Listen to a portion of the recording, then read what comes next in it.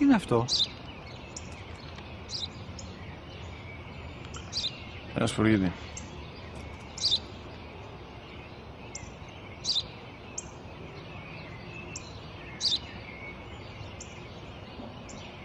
Τι είναι αυτό? Μόλις τώρα στο πατέρα, σπουργίτη είναι.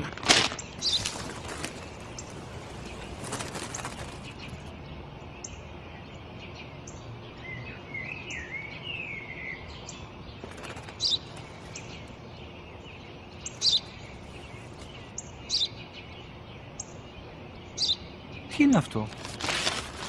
Ένα σπουργίτη είναι, πατέρα. Ένα σπουργίτη. Σπου-γι-τι!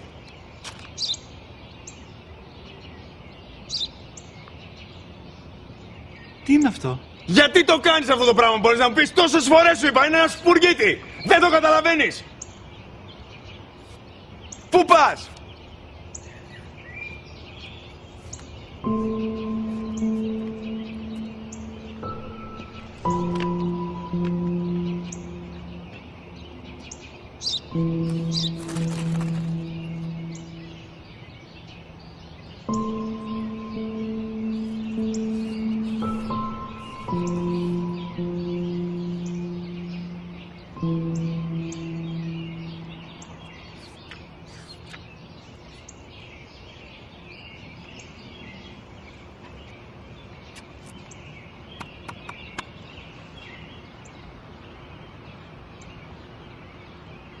Δυνατά.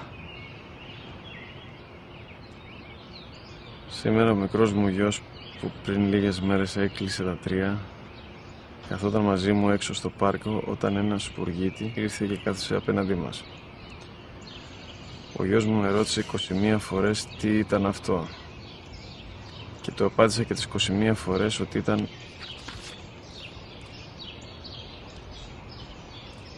ένα σπουργίτη.